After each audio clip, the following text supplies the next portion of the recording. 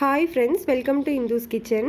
இன்றைக்கி நம்ம சேனலில் குலோப் ஜாமுன் மிக்ஸை வச்சு எப்படி சூப்பரான குலோப் ஜாமுன் கொஞ்சம் கூட வெடிப்பே இல்லாமல் ரொம்ப சூப்பராக பண்ணுறதுன்றதை தான் பார்க்க போகிறோம். இது ரொம்ப பர்ஃபெக்டாக வரதுக்கான டிப்ஸ் எல்லாமே உள்ளே சொல்லியிருக்கேன். ஸோ வீடியோவை ஸ்கிப் பண்ணாமல் ஃபுல்லாக பாருங்கள். ரெசிபி பார்க்குறதுக்கு முன்னாடி நம்ம சேனலை சப்ஸ்கிரைப் பண்ணாதவங்க ப்ளீஸ் சப்ஸ்கிரைப் பண்ணி வச்சுக்கோங்க. கூடவே பெல் ஐக்கானையும் கிளிக் பண்ணிக்கோங்க. முதல்ல நம்ம ஒரு பவுலில் 1 கப் அளவு குலோப் ஜாமுன் மிக்ஸ் எடுத்துக்கலாம். உங்களுக்கு எந்த பிராண்ட் பிடிக்குமோ அதை எடுத்துக்கோங்க. நான் இன்றைக்கி எம்டிஆர் பிராண்ட் எடுத்துருக்கிறேன். இதில் சின்ன சின்ன கட்டிகள் இருந்ததுன்னா எல்லாத்தையுமே உடச்சி விட்டுருங்க. உடச்சி விட்டதுக்கு அப்புறமா கொஞ்சம் கொஞ்சமாக தண்ணி ஊற்றி சப்பாத்தி மாவை விட 1 பங்கு அதிகமான தண்ணி ஊற்றி பிசைஞ்சுக்கோங்க. அதாவது நம்ம இந்த 5 விரலை யூஸ் பண்ணி மட்டும்தான் நம்ம பிசையணும். நம்ம உள்ளங்கையில் யூஸ் பண்ணவே கூடாது. இது இப்போது இப்படி நம்ம பிசையும் போது நம்மளுக்கு கொஞ்சம் ஸ்டிக்கியாக, அதாவது லைட்டாக பிசுப்பாக இருக்கணும்.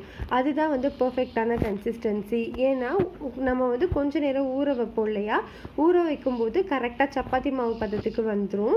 இப்போவே நீங்கள் சப்பாத்தி மாவு பதத்துக்கு உருட்டினீங்க அப்படின்னா நம்மளுக்கு கொஞ்ச நேரம் கழித்து பார்க்கும்போது இன்னும் கொஞ்சம் கெட்டியாயிடும். அதனால தான் இந்த மாதிரி நம்ம கொஞ்சம் ஸ்டிக்கியாக பிசைஞ்சிட்டு ஒரு 15 நிமிஷம் அதை ஊற வச்சிடலாம்.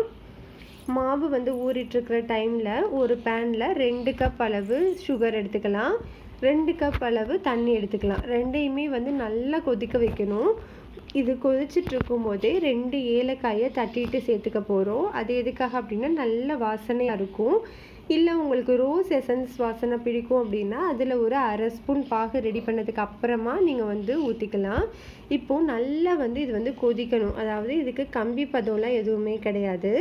இது நல்லா ஆயில் மாதிரி இருக்கணும் பார்க்குறதுக்கு. அதுதான் ரொம்ப ரொம்ப இம்பார்ட்டண்ட்டான சிரப்போட கன்சிஸ்டன்சி. ஸோ இந்த மாதிரி நம்மளுக்கு ஆயில் மாதிரி வந்ததுக்கப்புறமா இதை நம்ம தனியாக எடுத்து வச்சிடலாம். இது கொஞ்சம் ஆறட்டும்.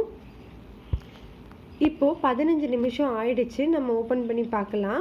பாருங்கள், நம்மளுக்கு இப்போ நீங்கள் உருட்டும் போது நல்லா பர்ஃபெக்டாக சப்பாத்தி மாவு எப்படி இருக்குமோ அதே மாதிரி சாஃப்டாக இருக்கும்.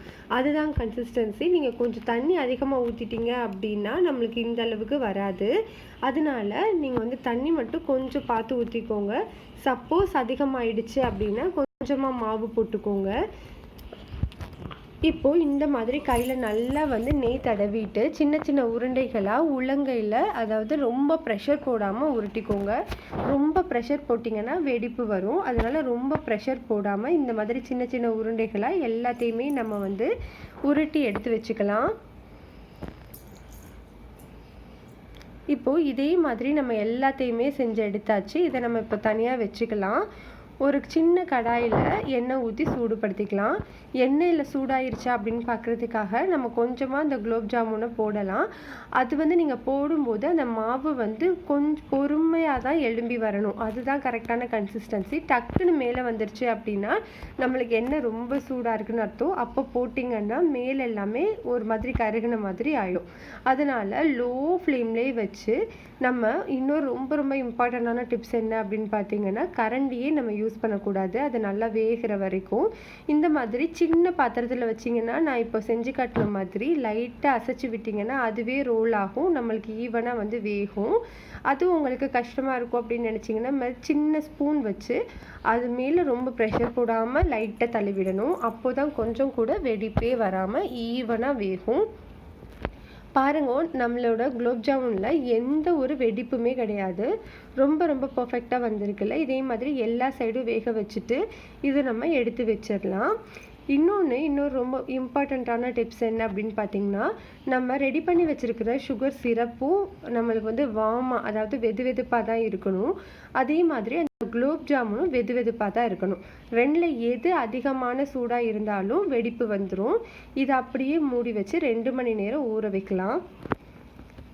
பாருங்கள், இப்போ 2 மணி நேரம் ஆயிடுச்சு. எவ்வளோ சூப்பராக ஊறி சூப்பராக இருக்குது பாருங்கள். அவ்வளோதான், நம்மளுக்கு சூப்பரான குலோப் ஜாமுன் ரெடி ஆகிடுச்சு. ரெசிபி பிடிச்சிருந்தா லைக் பண்ணுங்கள், ஷேர் பண்ணுங்கள்.